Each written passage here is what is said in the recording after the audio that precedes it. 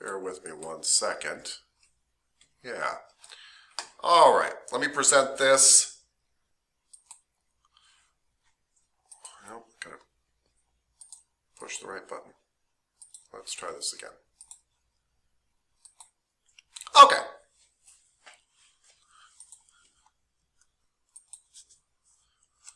All right. Hey, Ms. Zhang, let's just make sure. Ms. Zhang, what is this muscle? Rectus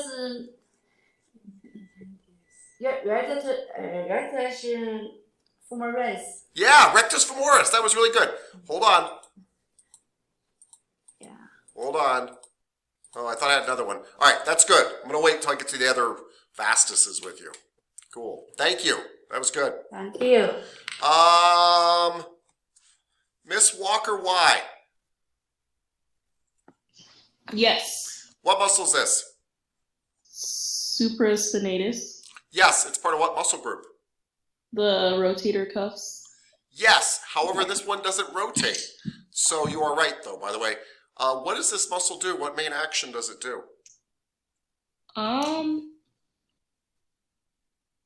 Adduction. So what was that? Was that abduction or adduction? AB or AD? AD. AD. So this muscle helps pull your arm back into your body and kind of add it back to the body? Yes. Or is it on top and when it pulls, it kind of pulls my arm out from the body? That one. Abduction. I knew that's what you meant to say. Awesome. Thank you, ma'am. Miss Walker T. Yes. Miss Walker T. Abductors live on what side of the body? Anterior, posterior, medial, or lateral? Lateral. Lateral, because they have to pull to the outside. I love it. All right, and what is this muscle, ma'am? Coracobrachialis. Coracobrachialis goes from the coracoid process to the brachia. Thank you. Cool, cool. Miss Vincent.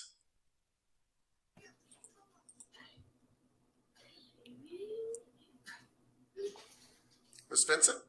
Yes. Oh, Miss Vincent, I'm sorry. I was looking right at you two. I don't know what my problem was. But anyway, Miss Vincent, what muscle group is this? Group. Erector spinae. Yes. And if they work bilaterally, what action do they produce? They're going to extend the spine. That's exactly right. And if they work unilaterally, what action are they going to produce? A lateral rotation. Lateral flexion. Flexion. Yeah, really well done, though. Lateral flexion. Awesome. One more question for you. If I say teres minor, you say what? Latissimus dorsi. No. That's teres major. Minor is on top, so I say infraspinatus. You sure do. Thank you, ma'am. Brilliant. I love it. Miss Routson. Yes. What are these muscles? See, rhomboid minor and rhomboid major. Yes, which one's more superior? The minor. Yes. What is the two actions of this muscle? I always struggle with the verb, but it moves your scapula towards the midline. Yes. So if it adds it back to the midline, what would we call that? That retraction? Yes, retraction is one very good word for that. And when we add stuff back to the midline? Adduction? Yep, adduction or retraction of the scapula. Beautiful. And because they angle up a little bit, you can't see it in this picture, but they actually go up a little bit. They could also elevate the scapula a little bit. But you got the big one. Thank you, ma'am.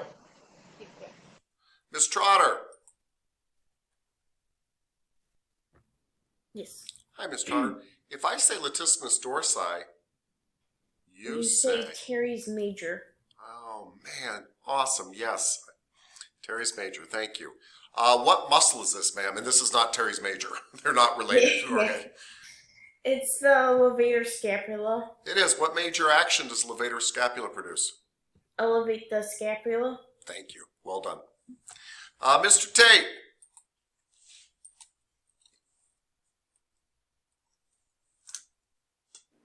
Mr. Tascott? Yes, Mr. Tate, if I say infraspinatus, you say what? What muscle works with infraspinatus, does the exact same thing, almost looks like it? Is it one of the teres? Yes, Is it teres minor? it is teres minor, because infraspinatus is small and teres minor is small, and they're right next to each other and they do the same thing. Excellent. Stick around for one more second, sir. Okay. What is this muscle, sir? That's the trapezius. Yes, thank you very much, sir. Miss Sarno. Miss Sarno, what Yes. muscle is this? Pec major.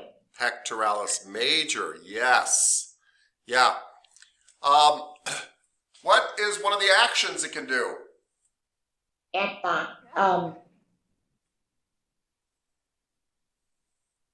Adduction.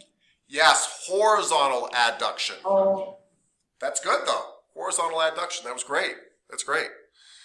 It can also, because it attaches over here, it can also get my arm to roll in. What do we call that when my arms roll in?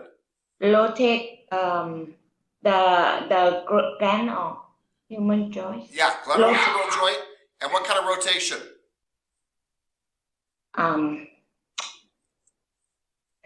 Go to the midline and Yes. and Medial.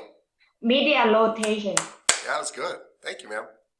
We'll get back to you. Thank you. That was good. Thank you. Mr. Riedel.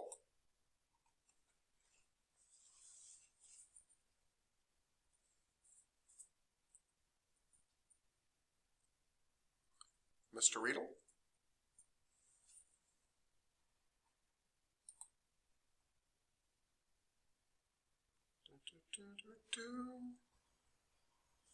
Mr. Riedel? Okay. All right, Mr. Placencia. Yes.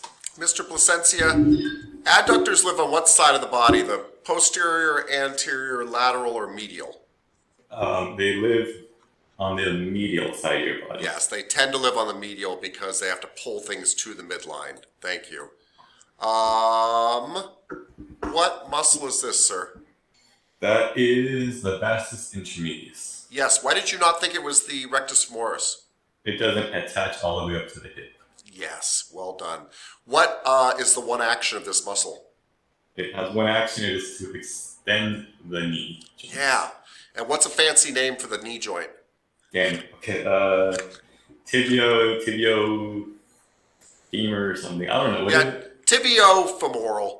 Tibiofemoral joint. Nicely done. Thank you, sir. Thank you, thank you. Miss Mejia, what muscle is this? Teres minor. Teres minor. Well done. Hey, what is the, what kind of rotation can teres minor create? Lateral rotation. You're absolutely right. It's on the back of the shoulder and it pulls it out laterally. Well said. Thank you, ma'am. Oh, and just, Miss Mejia, since you're here, if I say teres major, not minor, you say what? Latissimus dorsi. Thank you. And that's, the teres major and the latissimus dorsi actually create what kind of rotation? Medial Yeah, rotation. even though they're in back, they reach up in front here and roll the arm in. Nicely done. Thank you. You know, I was just talking about that. Yeah? Yeah. Very cool. Very cool. Miss Marez, what muscle group is this? That is the hamstring muscle. Yes. What are the names of the three hamstring muscles? They are the bicep femoris, semitendinosus, and semimembranosus. Beautiful. Thank you, ma'am. Miss Lobitz, Yes. what's this muscle? Vastus lateralis. Yeah. Can you tell me its actions?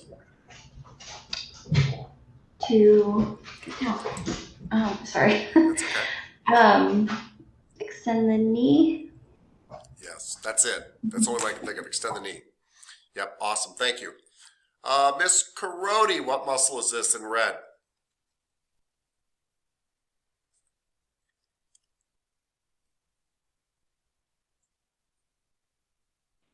Is it adductor magnus? Yes, adductor magnus, thank you, ma'am. Miss Hawks, what muscle is this? Is that the gracilis? It sure is, thank you, ma'am. Miss Estes, what muscle is this? The vastus medialis. Medialis, where does it insert? Well, at the patella Yep, ligament, so that, and then into the tibial tuberosity. good, we'll take it, thank you. I love it, thank you, ma'am. Mr. Blige, what muscle is this? Pectineus? I think it's pectineus too. Thank you, sir. Thank you, thank you. And Miss Allure, what muscle and an anatomical feature is this? That is the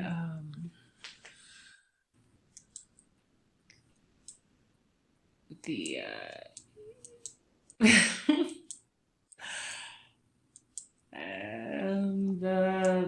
I know what it is. I just can't say it out of my mouth. The tensor latte something. Tenses a lot of fascia? Tensor fascia lata?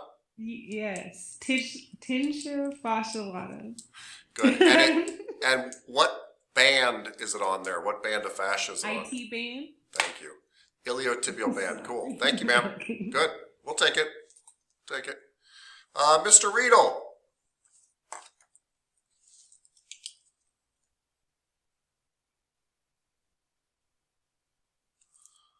Okay. Miss Walker, why? Yes. What is this muscle? Rectus abdominis. Or is that transverse? Well, rectus means runs up and down, and transverse means across. Okay, those are the external obliques. And oblique means diagonal. So do you feel that that is running up and down, diagonal, or straight across when you look at the fibers? It's going across. Hmm. So it's none of the ones I said? Well, I don't know. We were just talking about the ones you said. Do you want to make one of your official guesses now that you know the fibers run across? You said across was, I actually didn't hear it. Can you repeat what you said? So rectus means up and down. This is good for everybody. Rectus means up and down, which is why we have a rectus abdominis and we have the rectus femoris. The muscle runs up and down our femur. Transverse means across, and oblique actually means diagonal. Okay, so it's transverse. Transverse abdominis, huh? You're right, ma'am. Good job. Thank you. Thank you. Thank you. I feel like I've already asked this person this question, so now I have to ask somebody else. But anyway, Miss Walker T. Sorry, Miss Walker T. I apologize. Yes, Mr. Tefka. I feel like I've asked you this already, but what is this structure in red? It's the sciatic nerve. And what muscle could possibly be pinching it that's up on top here? The piriformis. Yep, and that is part of what muscle group? Yes. The deep six lateral hip rotators. Yes. And which one of the deep six is most superior? The piriformis. Yes. Which one is most inferior? The quadratus femoris. Yeah, that was good right there. That's enough. Thank you, ma'am.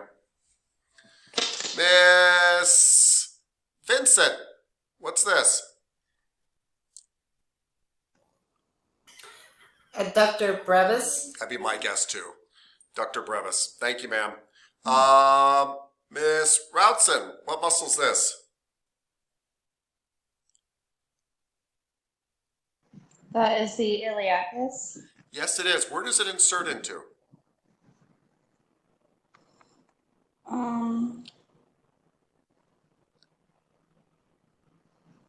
I'll give you a hint. It does not, yes, it does not insert into the greater trochanter. Oh, I was gonna say that too, the lesser trochanter. Yes, lesser trochanter. Good job. Thank you, ma'am. Thank you. Miss Trotter. Flexors are generally found on which side of the body? Anterior, posterior, lateral, or medial? Anterior? Yes, because flexions normally happen in front. You have to be in front to pull in front. Well done. And by the way, Miss Trotter, just to let you know, I mean, the stuff that's really called flexors are usually, we got a whole bunch of forearm flexors. Yeah. Other muscles that do flex are in front, but yeah, cool. Nicely done. What, Miss Trotter, muscle is this? That's the serratus.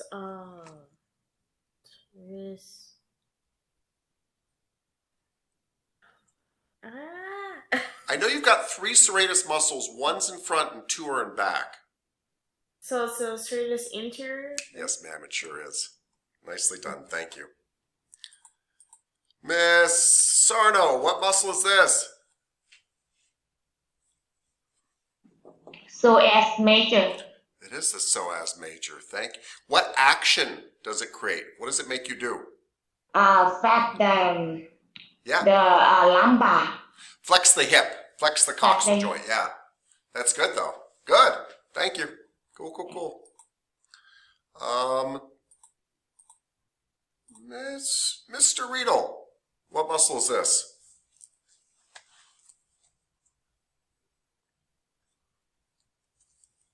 Starting to think we've lost him. All right. Mr. Placencia, what muscle is this? Did you say Mr. Riedel? I did, sir. What muscle is this, sir? Iliocostalis. It is iliocostalis. If it works bilaterally, what action does it create? Lateral flexion. That's if it works unilaterally. Lateral flexion. Oh. If it works bilaterally, Extension of the. extension of the spine. Good. Thank you, sir. Mr. Placencia, what muscle is this? That is longismus. Cool. And I feel like I've asked you this question too before, and I apologize because you're going to get the exact same question again.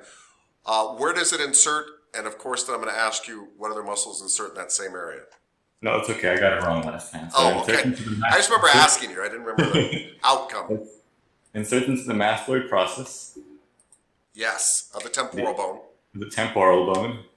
And the other muscles that attach are the sternocleidomastoid, the splenius capitis. Beautiful. That's it, but if you're waiting for a fourth muscle, we will learn about a suprahyoid called the digastric that happens to attach there. It's really deep inside there. But there is, if you want to get really fancy, there is a fourth muscle called the digastric. It means two-bellied muscle. We'll learn about it later. Cool. Thank you, thank you, thank you. Miss Mejia, what muscle is this? That is the spinalis. Yes, hooks to the spinous processes of the back. Thank you, thank you. Miss Mares, what half of what muscle is this? It's that trapezius. It sure is. What's the action of the upper fibers of the trapezius? What do they do? The upper fibers will elevate the scapula. Beautifully said. Thank you, ma'am. Hey, Miss Walker, why? Yes. What muscle is this? Running up and down. So, rectus. Yes, rectus abdominis. Thank you, ma'am. Good job. Miss Lovitz, what muscle is this? That is the pectoralis minor. Yeah. What two actions does the pectoralis minor create? Depresses the scapula. Yeah. Abducts the scapula. Yeah. Sorry, I had to think for a second, but you're 100% right. protracts or abducts the scapula and depresses the scapula. Beautifully done. Beautifully done. And we use it all the time. Like even when you're using other big muscles, it's what keeps your shoulders from gripping off your body. So when you're doing dips like in the gym, dips are meant to work your pectoralis major, but your pec minor makes sure that your shoulder blade stays down when you're doing them. It's kind of cool.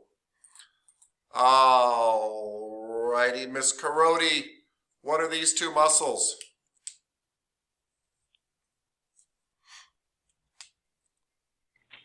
Multiplicity and rotary. Multifidi and rotatory. Sorry, I bunched right by him. Thank you. Miss Hawks, what's this muscle? That is. It's one of the. It's not the splenius capitis, is it? No, but you're in the right ballpark. And it is going to the head. So capitis is not what? Semispinalis capitis? Yes. Excellent. Also known as the what of the neck?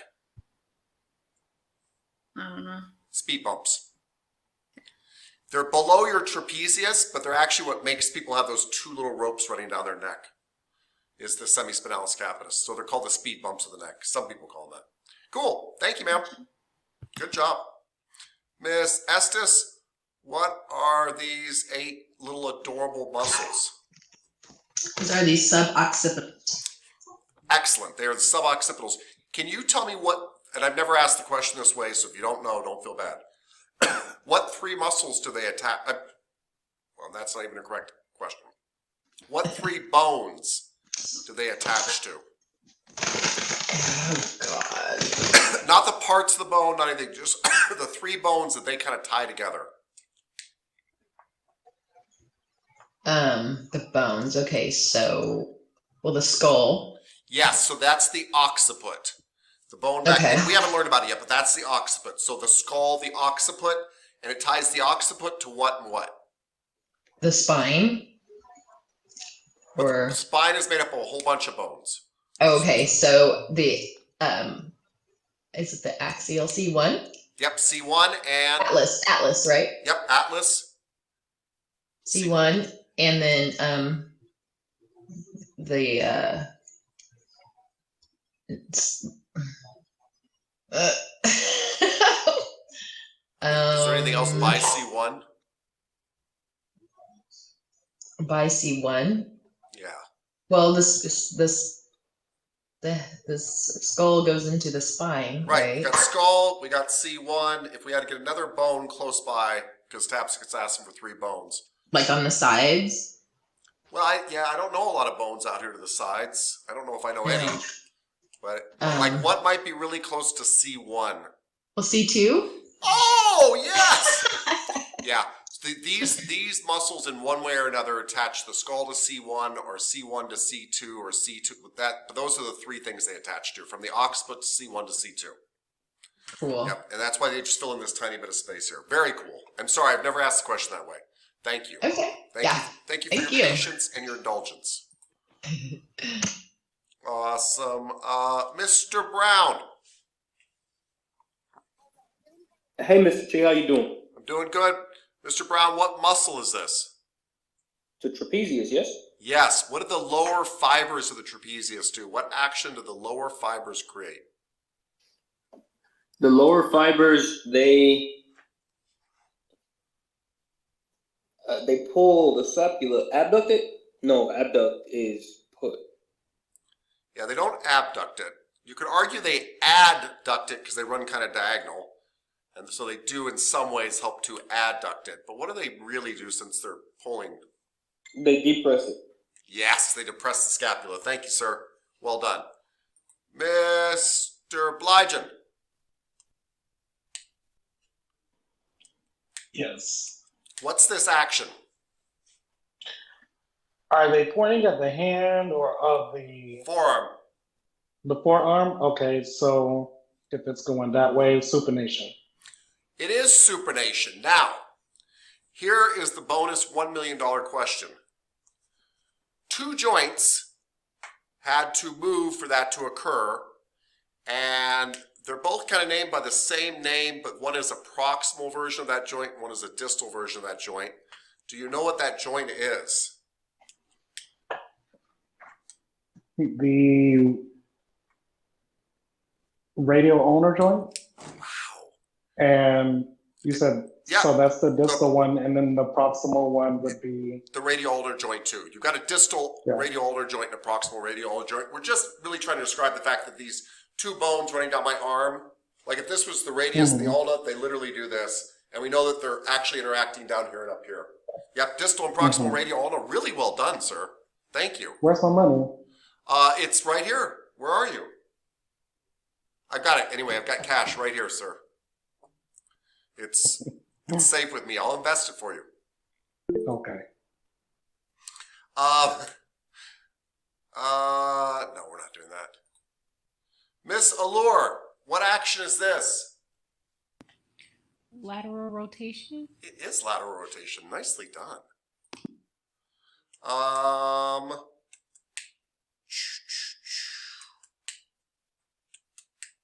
Mr. Riedel, what muscle is this, sir?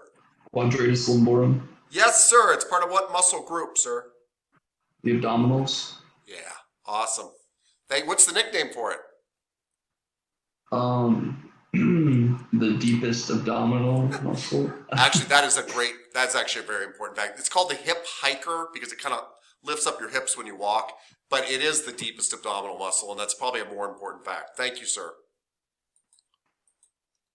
Thank you, thank you. Miss Walker, why? Yes. What muscle is this? Those are the internal obliques. Wait, no. No, you're right. They are the internal obliques, yeah. Because if your hands went down like this, that'd be the way they go. That's very good. Good. Awesome. Okay.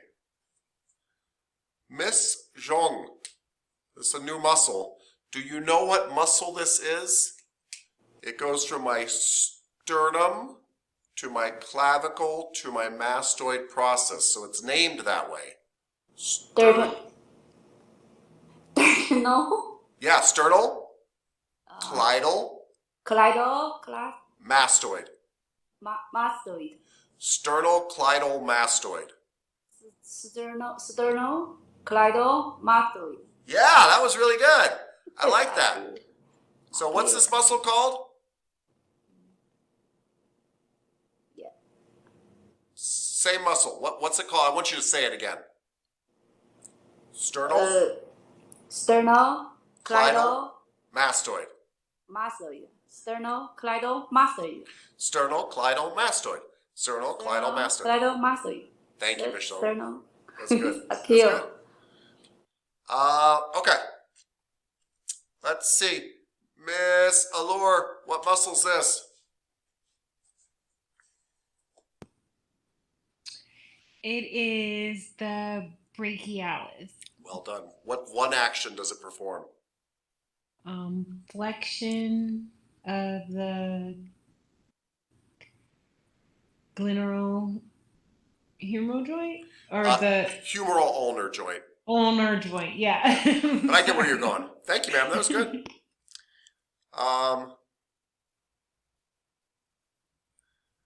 Mr. Blygen. We've already had this question before. Mr. Placenzi answered it, but Mr. Blygen, what muscle is inserted in the mastoid process, the temporal bone? The SCM? Yeah, what does that stand for? Sternocleidomastoid. Oh, cool. Yeah, sternocleidomastoid does for sure. Yep. The scalenes? No? No, they go into the side of your neck again, the transverse processes, along with levator scapula. Is it more than one muscle? Yes, there's actually, I can think of 3 more. But you should only be able to think of 2 more. The SCM is in the front. That goes there. Then there's the longissimus. Yes, those are the 2 big ones in my opinion. Yes, and then you got one that kind of goes out, V's out behind you from your spine to your head. The splenius capitis. Yes, sir. Thank you. Well done. Boom. Mr. Brown, what action is this? They're just trying to show you the arm coming up in front of the guy. That's elevation. No. That's flexion. Flexion of which joint, sir? The humerus. Yeah, put that together now. Don't say no, because you were right. The glenohumeral joint? Yeah, glenohumeral joint. Your shoulder joint had to move to get that arm up. Good. Thank you, sir. Miss Estes, what action is this? That is medial rotation Yep. Of what joint? of the glenohumeral joint. Well done. Thank you, ma'am. Oh, can I ask you a little bonus question? Sure. Thank you. What muscles could have caused this medial rotation? And there are lots, by the way. Yeah, the subscapular. No. Yeah, the subscapularis is an excellent choice. It is the only rotator cuff muscle that creates a medial rotation. Beautiful. You want to stop there? Yep. Okay. Do you want me to tell you other acceptable answers if you get this question again? Yes. Other acceptable answers. So the medial rotation should be caused by the subscapularis. If we all remember too, the lats come up from behind and grab in front. So the lats can cause a medial rotation. And if the lats can cause a medial rotation, then teres major can. Anything the lats can do, teres major can do. So far we got subscapularis, latissimus dorsi, and teres major. The pectoralis major also grabs onto this arm and can cause a medial rotation. Pectoralis major. Anterior deltoid runs at an angle here and can cause medial rotation too. So that's like 5 that I can think of. There's a lot. It's a tricky question though. Thank you. That was good. Thank good you. stuff. Miss Hawks, what muscle is this? That is the deltoid. It is. What are the actions of the middle fibers of the deltoid? Or the action of the middle fibers of the deltoid? I can only think of one. Extend the arm? So that would be rear fibers. Rear fibers would extend. Front fibers, anterior fibers would cause a flexion, but I'm talking about going out to the side. Oh, that would be abduction. Abduction. So the reason I make this big distinction is even though it's one muscle, from our point of view, from kinesiology, it might as well be 3 separate muscles.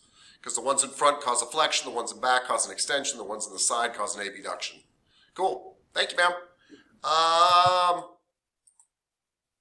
No, I've asked this of Miss Carodi before. I remember, actually. Miss Carodi.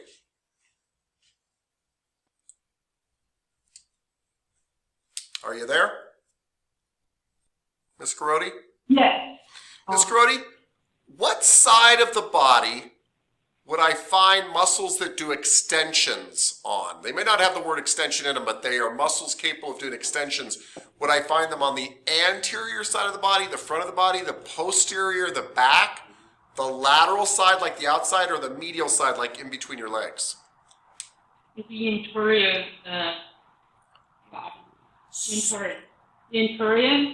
Well, so do you do extensions normally in front of you or behind you? What?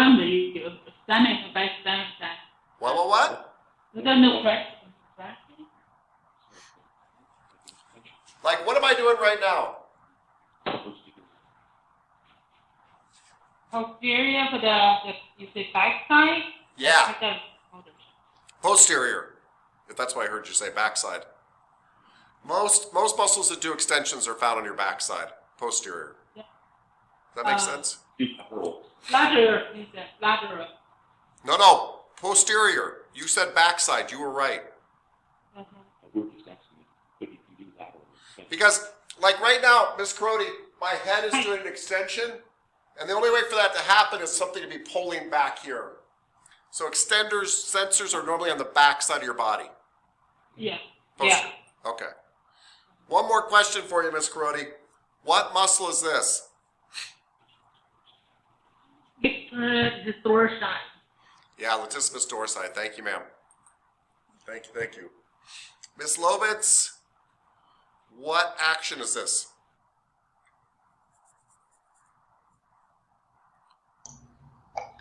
Pronation. Yes.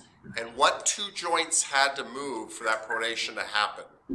This may sound very familiar because it's the same answer as supination. There's a distal and a proximal version of this joint. Is it the radio-ulnar joint? Yes, it's the two bones working against each other. Yes, radio-ulnar joint. Well done. Thank you, ma'am. Miss Walker, why? Yes. What muscle's this? External?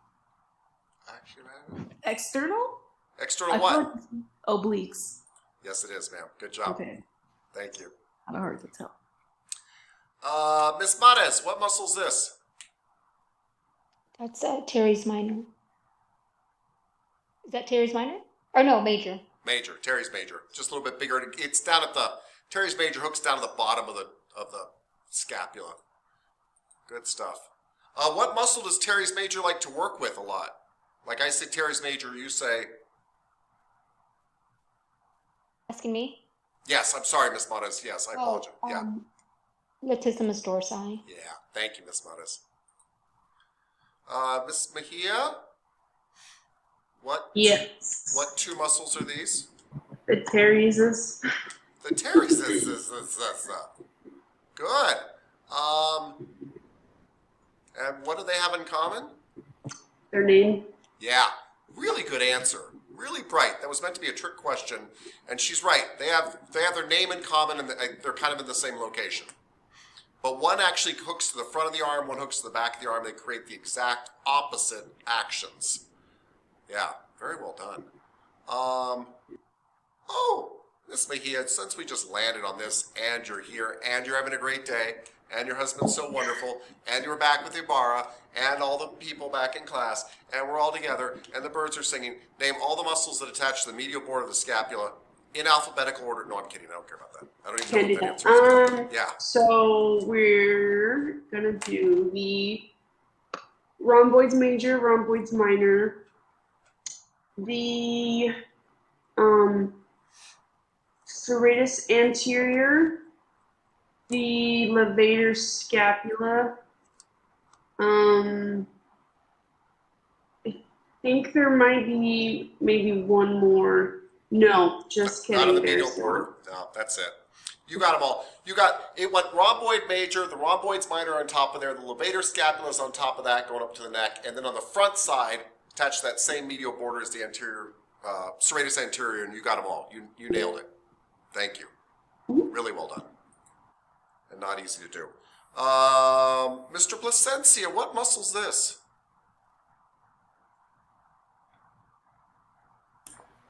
That is the infraspinatus.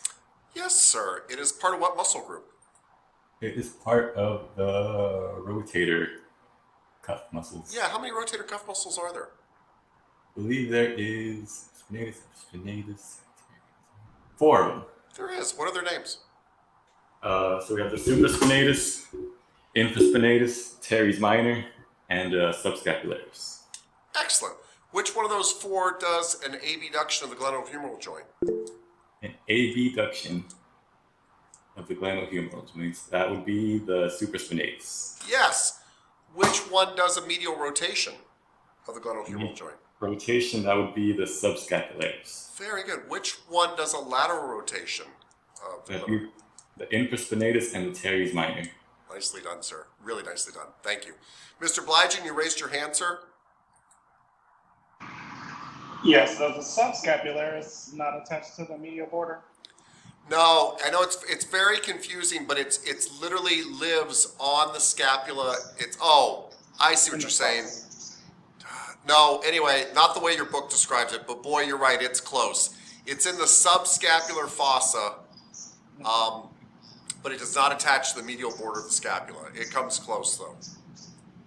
Okay, so we just access the subscapularis through when we go through to do like subscapular release.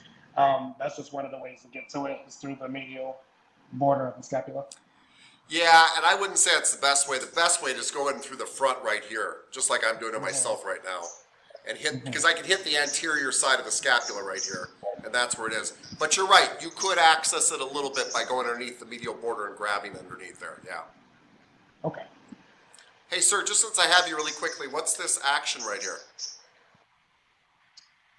That is lateral rotation of the glenohumeral Oh, sorry. joint. I know it looks like they're showing rotation. They're just showing an arm going back. Extension. Yeah, thank you. It's not a great picture. I don't know why they put curves in those. Thank you, sir. Oh, and apparently I don't even have the answer. Oh, there I do. Cool. Thanks, sir. Where was? Oh, Mr. Riedel. What muscle is this?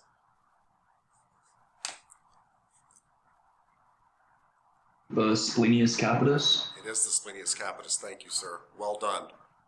Really well done. Miss Sarno. Yes. What two muscles are here? Infraspinatus and teres minor. Nice. Teres minor down here in red, and that's infraspinatus up there. Really nicely done. Really nicely done. Mr. Blygen, what muscle is this? Hold on, I'm zooming in. We are looking at the subscapularis. Yeah. And if you see these little finger-like projections peeking out here underneath, that's the serratus anterior coming underneath. Yes. Yeah, cool. Thank you, sir.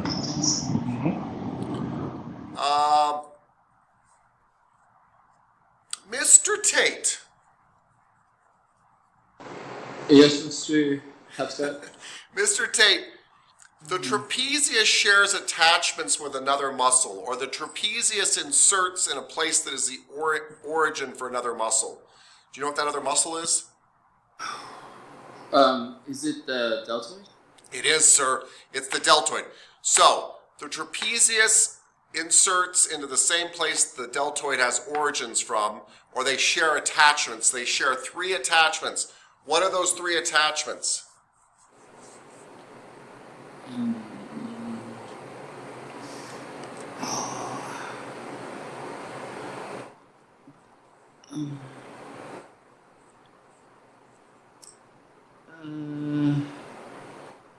I don't have my book with me, not off the top of my head.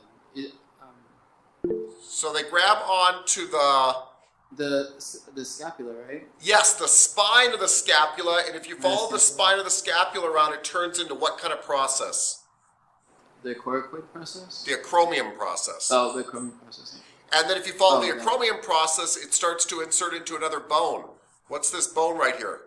The humerus? Oh no, the clavicle?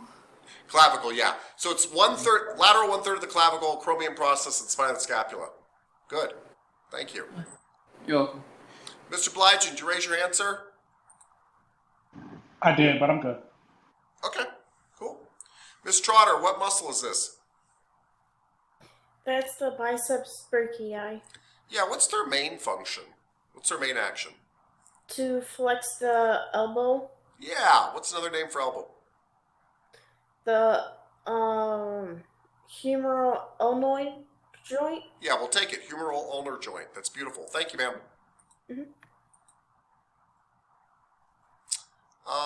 Where was I? Oh, Miss Routson.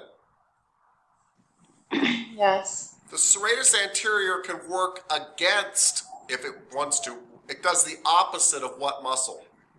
It can actually argue with, it can be an antagonist of another muscle. Pectoralis major. Nope. They share it. They share an attachment site. Pec minor. Nope. They both share an attachment site on the medial border of the scapula.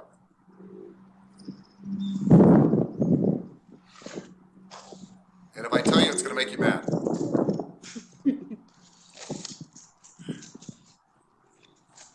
I don't know. They share an attachment on the medial side of the scapula, on the medial border of the scapula, with this muscle, with these. Yeah, say it.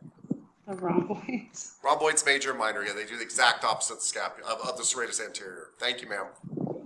Why I went blank on that. Okay, thank you. Yeah, you're fine. We're just learning. We're almost done, everybody. By the way, I realize it's a long review here, but we're almost through everything. Miss Vincent, what muscle is this? Triceps brachii. Yeah. What's the main action of this muscle? To extend the humeral ulnar joint. Beautifully said, to extend the humeral ulnar joint. Does any part of this muscle cross over two joints? Yes. Yes. Which head crosses over two joints? I haven't asked this before, so it's kind of new. The long head. That's right. She's exactly right. The long head crosses over two joints, so it can also actually affect the glenohumeral joint, kind of cause some adductions, things like that. Nicely done. Thank you. Thank you. Thank you. Miss Walker T. Yes. The deltoid shares attachments with another muscle. What is that muscle? The trapezius. Yeah, what are the three attachments they share?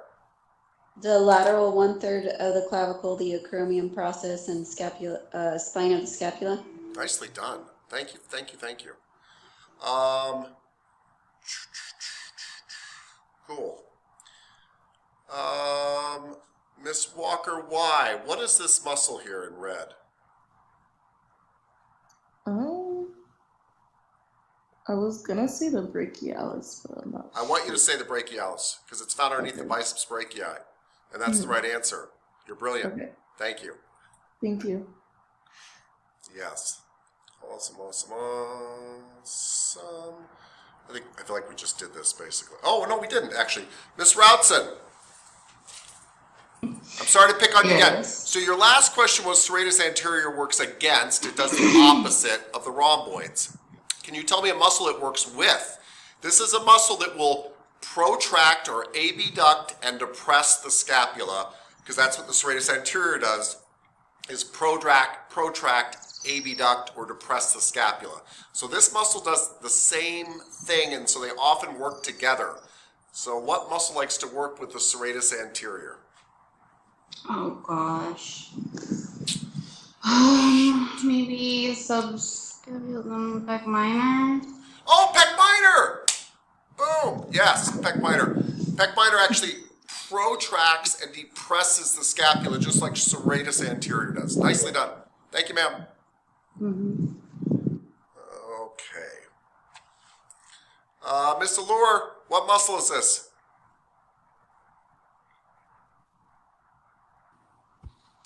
Is that the splenius capitis? It is. Good job, ma'am. Splenius capitis. Thank you.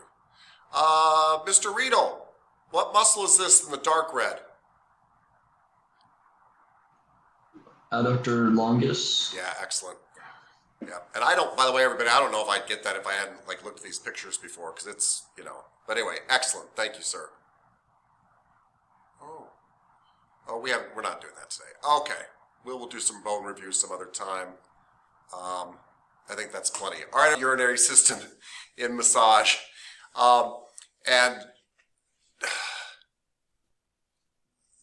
I can't think of any proven benefits to the urinary system itself from massage. However, we know that massage stimulates the urinary system because what massage essentially does, well, actually quite literally does, is it squeezes fluid out of your tissue. And when fluid is squeezed out of your tissue, it has to be processed by your kidneys. And let me kind of switch to the slideshow here. Studying the urinary system is essentially studying the kidneys. So this is one of the ways you excrete toxins and stuff out of your body, right? We've already talked about the digestive system that handles, you know, kind of the bulk, kind of trash of your body and such. But the urinary system does something very, very important. That is, you are essentially a big water-filled sack of chemicals. And the balances of those chemicals and the percentages of stuff dissolved in that fluid keeps you alive or kills you. And it has to be kept very carefully at the right amounts. And so your urinary system is constantly trying to dump out extra amounts of chemicals or preserve them depending on your balance in your body. And it also helps maintain your blood pressure, believe it or not, because the amount of fluid flowing around in your body, remember, blood is not just red blood cells and white blood cells, it's plasma, which is essentially fluid, water, really.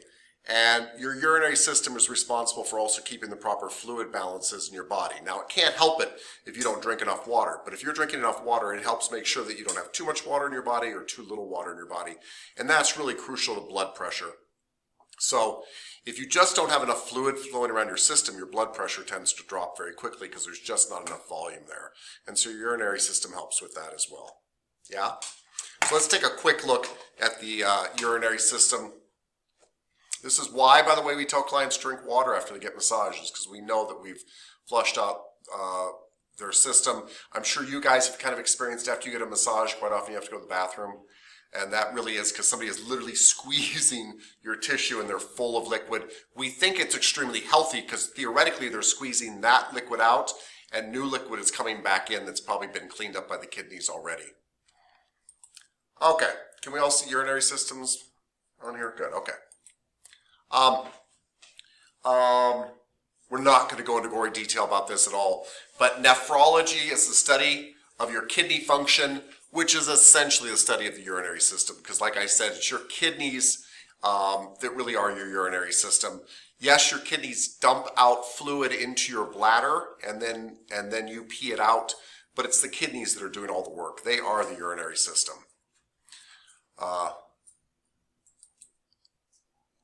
And your kidneys are essentially filters. What I don't like about this statement is it means that we forget one really important aspect of the way your urinary system works.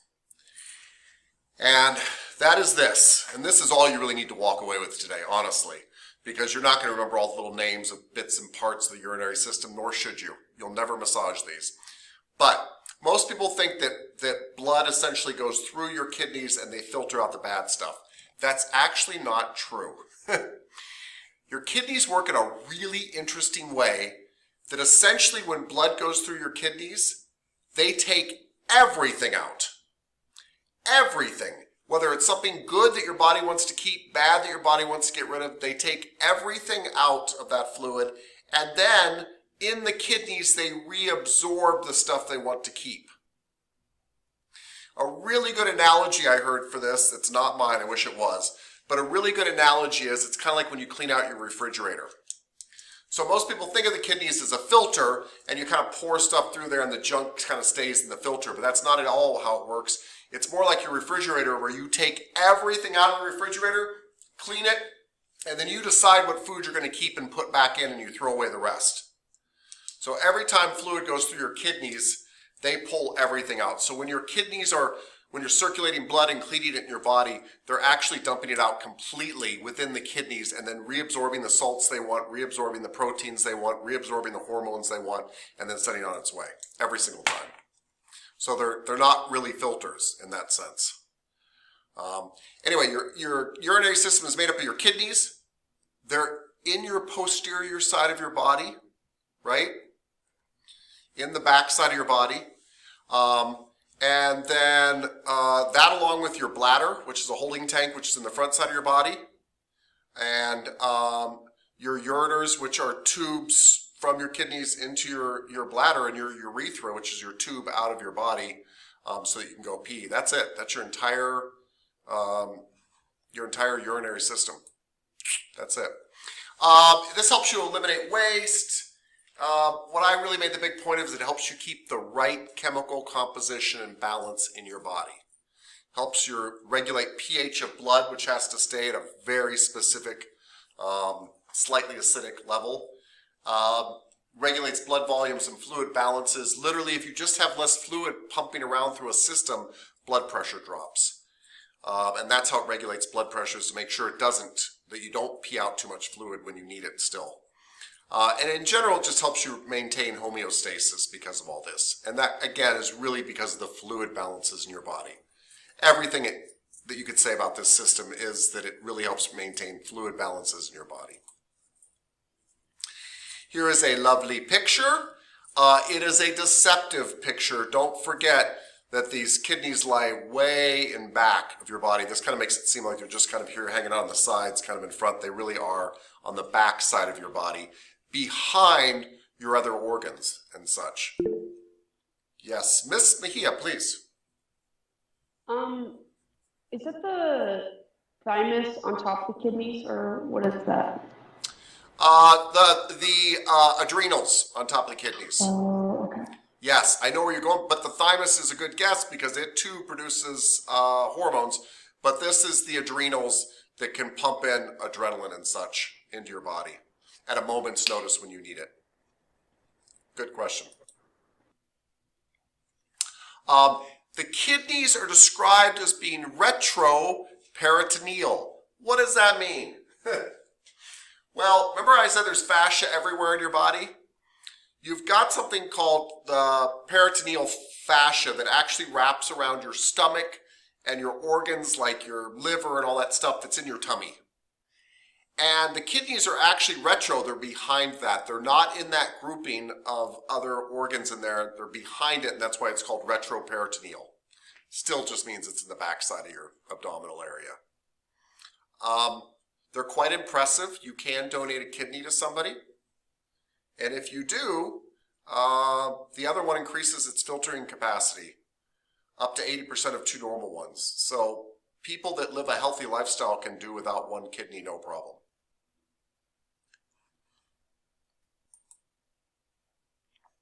You essentially, by the way, do not have to worry about hitting them in massage. You'd be doing something pretty severe if you were. They are made up of 3 layers. The cortex is the topmost layer, then the medulla, and then there's a renal layer. I mean, the medulla and the renal layers are where most of the filtering occurs in the kidneys, and that's really plenty of it.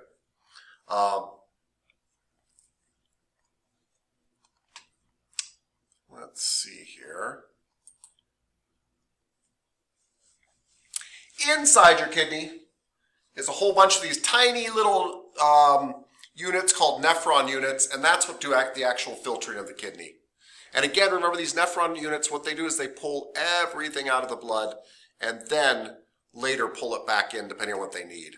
And then, by the way, they do this with a huge amount of salt imbalance. And you don't have to get really into this, but it's kind of interesting. If you have a membrane and you have a very salty mixture on this side and you have water on the other side of that membrane, the water wants to go over here to balance out this salt gradient.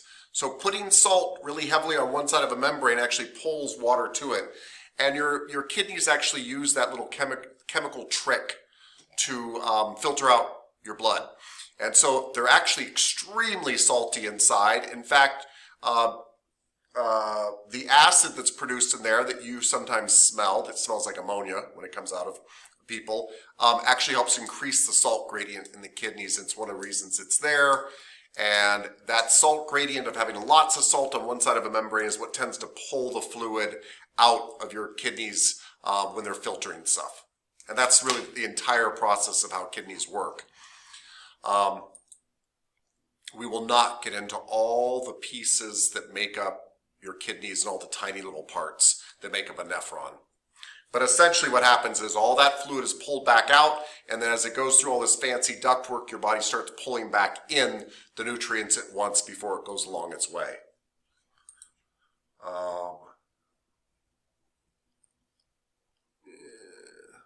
No, we're not going to get into any of that either. Boom.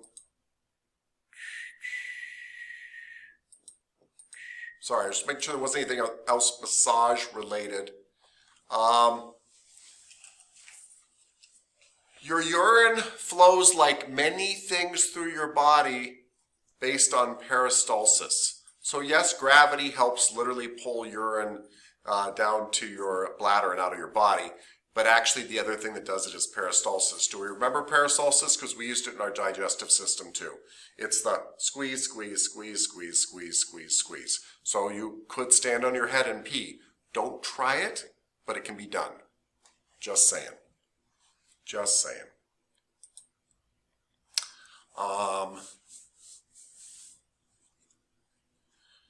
Your bladder, like quite a few interesting parts of your body, but your bladder has these what are called Ruge folds, and they're what allow it to expand.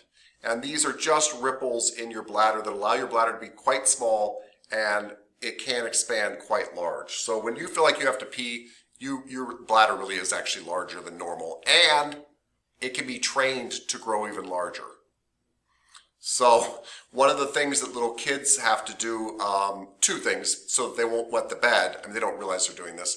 But one is just literally getting a conscious ability to wake up in the middle of the night because they have to go pee, and sometimes they just don't hear that in their brain yet. They haven't learned to pick up that signal. But the other thing is their bladders tend to be quite small. And so just holding their pee from time to time, which we have to do in social situations, tends to start to expand their bladder. Although, by the way, a lot of studies suggest that it's not a good idea. Holding your pee is not great for you for lots of reasons, but it does expand your bladder for what it's worth. And there's the beautiful Ruge folds of the bladder. That's it. Females do have a higher case of urinary tract infection, and we literally believe it's because they have a shorter urethra. And so it sounds weird, but it makes perfect sense. We all tend to get bacteria of some kind. I don't care how clean you are. You get bacteria of some kind on your body. Well, if you have a very short urethra, which if you're a female, you don't have a penis, and so you're missing that length, bacteria can travel up to the bladder easier. And once bacteria gets into the bladder, it becomes a urinary tract infection up in there. And that's just why it's more common with females than males. We're not going to go into filtration. So, as I said, when your kidneys filter stuff, they don't really filter, they pull it all back out, all of it out, and then 99% of what they pull out is reabsorbed and put back into the blood and sent along its merry way. And only 1% is sent on to your bladder to get rid of it, such. And the stuff it tends to get rid of is all sorts of things. Glucose, if you got too much sugar in your blood, amino acids, if you have too much protein in your blood, some minerals and vitamins get peed out if you don't need them at the spot. That's why a lot of people say taking vitamins is just throwing money down the toilet. I'm not suggesting it is or isn't. I honestly don't know. But you do pee out a lot of vitamins if your body doesn't need them. And they can tell a lot from your pee. This is why they will often, when you go to the doctor, want to take a pee sample, because they can tell a lot from your pee. If it's got really high glucose levels, you might be diabetic. You're not processing your sugar right. If it has really high protein levels, you could be having liver failure because your liver processes protein. You could also be working out too hard. People that overtrain tend to have really high protein levels. And so they can tell all sorts of stuff just by the balance of what's coming out of you, which makes a lot of sense. It really does. Let's see. And that, yes. Who just raised their hand because I cannot see? Mr. Blygen, please talk to me. So when they can tell the levels of hydration based on the color, how is that?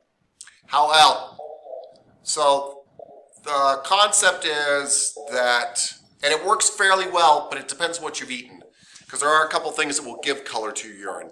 But essentially, sir, the yellower it becomes, theoretically, the more dehydrated you are.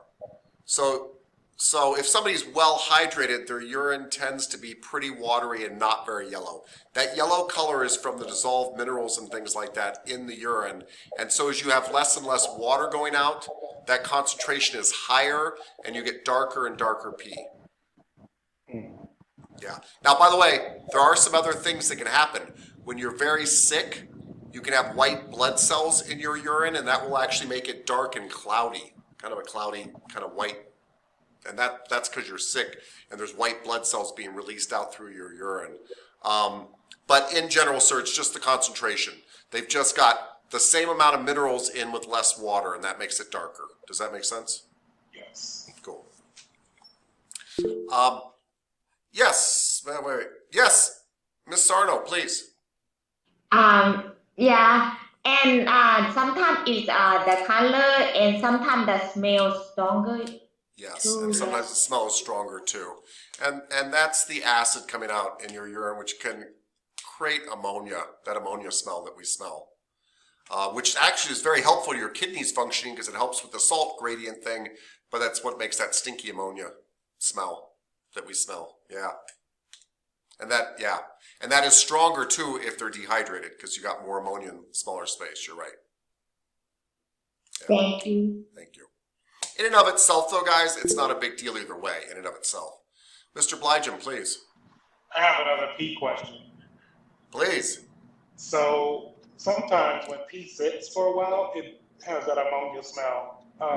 Is there something that happens chemically when it sits for that long, or is it just it gets hot and it has that smell? No, there is something that happens. I'm rubbing my face because I don't remember what, but there is something that happens. You're exactly right. It's the uric acid doing something and then turning into the ammonia smell you smell. And you're right, it does take some time or something. Well, hold on. I'm trying to find out what they...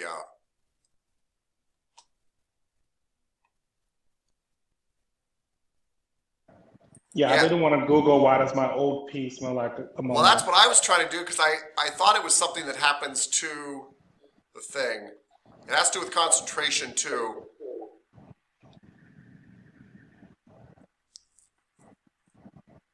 And also too, like kind of on the same question, is that the same principle like when we sweat and we'll have like our gym clothes sitting in the bag and we forget to take it out and it has that same No. So let me tell you the difference because it's actually an important one. like ammonia smell? Yeah. No, as far as I know, that's different. So sweat itself does not have a really strong bad odor. What happens is when we smell somebody, we say, oh, they've got BO or something, or our gym clothes have BO. It's not so much the sweat, it's the bacteria that's fed on their sweat. So what happens is I sweat in my armpit and it's nice and dark in there and closed in, right?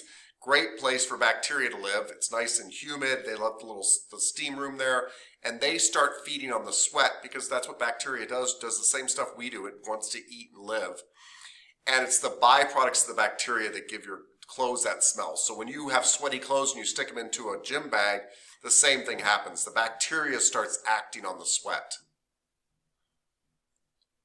The ammonia smell you're smelling in urine has to do with just the concentration levels, and it is a byproduct of protein digestion. When you digest protein, you get some uric acid out of the process, and that's in your urine.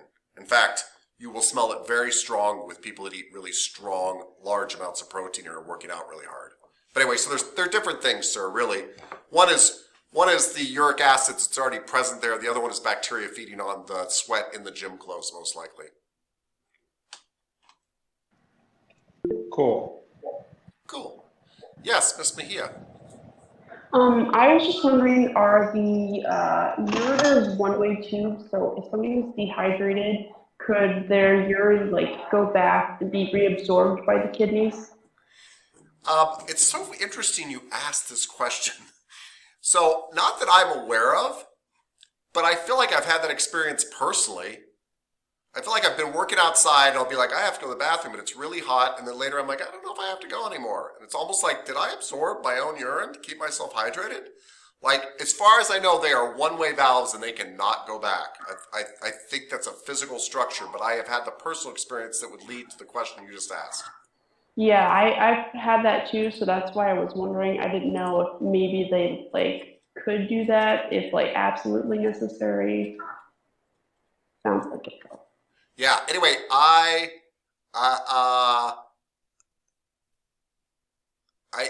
am not aware of that at all. And from what I know about the anatomy of it, it's one-way valve, so I don't see how it could happen. You know what I mean? Yeah, I know what you mean. Yeah. So, and your bladder is lined by epithelial cells too as well, which are like your skin, and they're designed not to let stuff through them. So I don't think it can go back up the tubes, and I don't think it can get out of there, but I don't know why I've had that experience too. Maybe it's more that when we're hot and we're outside, our body recognizes that we're dehydrated and it stops sending the I've got a pee signal, and we focus more on the fact that I'm thirsty or whatever. Yeah. But anyway, I am not aware of that at all. If you find anything about that, let me know, because I physically don't know how it would happen. From what I understand, from my weak understanding of the urinary system, it's lined with the cells that would prevent it from happening. It's got one-way valves that would prevent it from happening. So,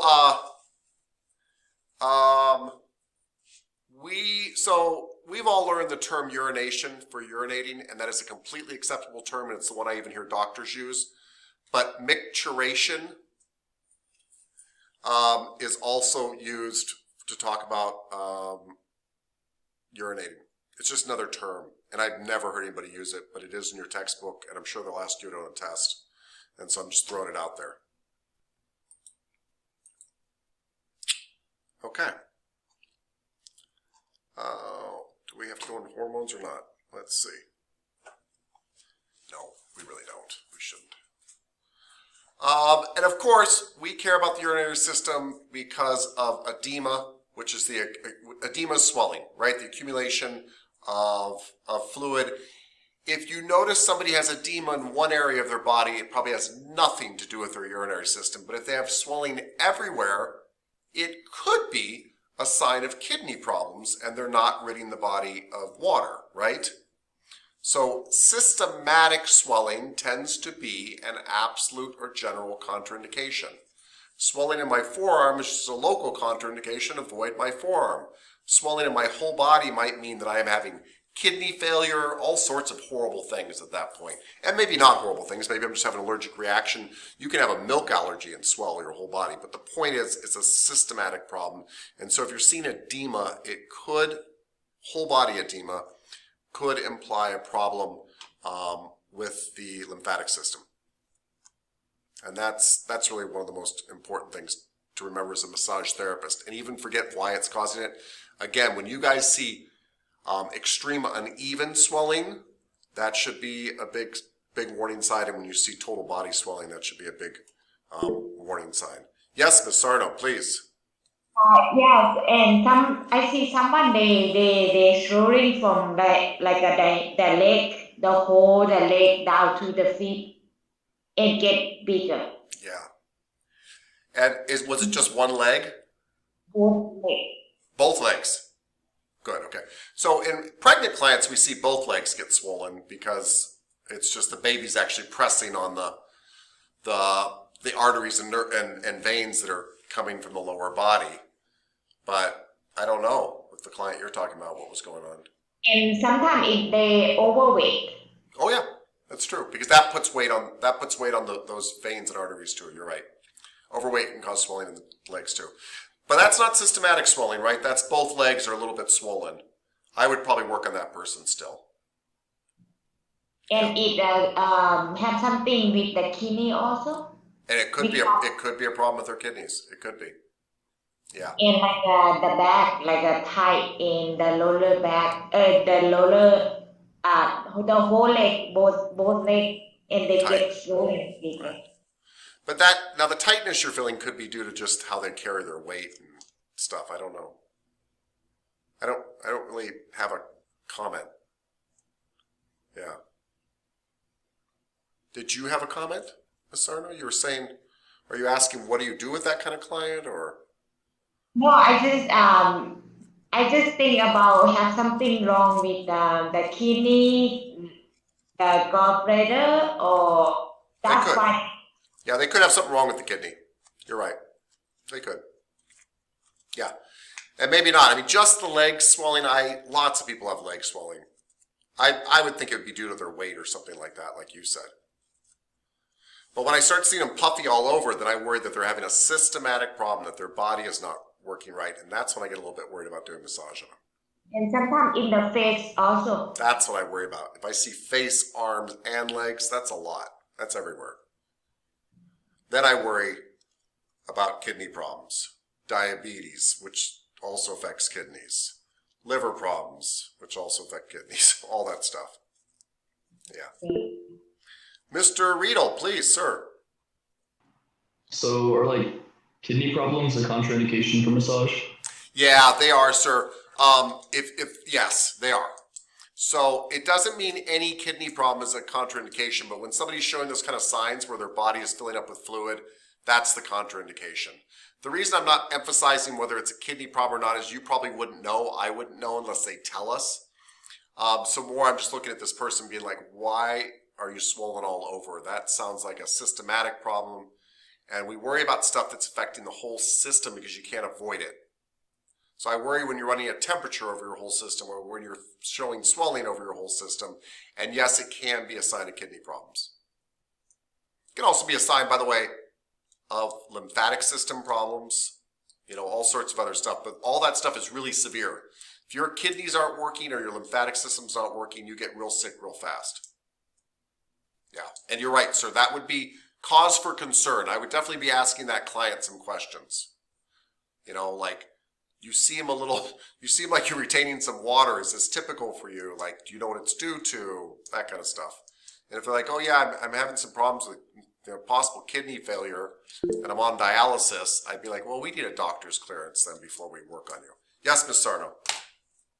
And it caused like a skin be like the yellow color.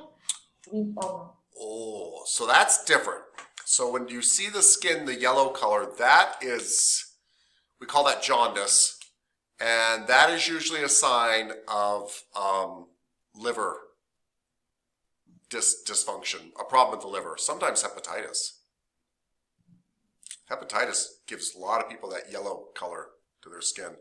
And yeah, if they're looking yellow all over, that again is all over, that's a good time for them to talk to a doctor too. Because that, to me, that says liver failure.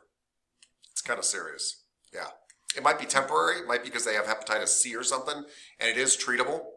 But you have to be in good shape before they can treat the hepatitis C. But anyway, yes, I would worry. Yellow color all over is not good. Yellow color, jaundice implies liver failure. Blue all over implies they're not getting enough oxygen. That's 911 right there. Swelling all over implies kidney problems or lymphatic problems. And I would talk to them and make sure that they're doing fine and they seem healthy, possibly to doctor's release. Those are some of the big warning signs I worry about. Thank you. Thank you. So really quick, everybody, just some terms that you should know. Edema means swelling. Pitting edema or pitted edema literally means pits. They mean that you push on somebody and the skin doesn't come back up. Now, just to let you all know, since we have a wide range of ages in this class, if you're 18, I push on your skin, it pops back up immediately. Once you get to my age, 52, sometimes you push in and it takes a second for it to come back. When you're 82, sometimes it takes like a half a minute for it to come back. But pitted edema usually stays there for some time, and it's a sign that things are not doing well at all. Pitted edema is a sign that there's a real problem because it says there's swelling there, but the skin's not bouncing back and fluid's not moving around right. If somebody's got edema, we would prefer it be non-pitting edema. Pitting edema is usually considered to be a sign of something much worse. Couple of other things to know about. Well, we don't have to talk about kidney failure. It's unlikely you'll have a client with kidney failure. You can work on a client with kidney stones. These are actually mineral deposits in their kidneys that eventually have to get passed out of their body. And it is, I don't know if anybody here has had kidney stones or passed them. I'm looking for the audience. But it is supposed to be terrible. I've had people tell me that they've had 3 children and having kidney stones was worse. They say it's like passing bits of glass out of your privates. So it is very painful, but won't kill you. You will have lots of clients with bladder incontinence, which means they have a hard time controlling their bladder. That is super common with people. for all sorts of reasons. I've had people pee on my massage table. I don't mean horribly, but it's why you keep them covered and with an extra towel and all that kind of stuff. And you just throw it all in the laundry with hot water and bleach, and you tell them no big deal, this happens all the time, because it kind of does. I mean, people, for one thing, sometimes fall asleep and just get relaxed and pee, like it's human. People have had kids sometimes sneeze and pee, like it messes with your whole bladder right there, all that kind of stuff. As we get older, it's harder for us to control that sort of stuff. So get used to that, no big deal.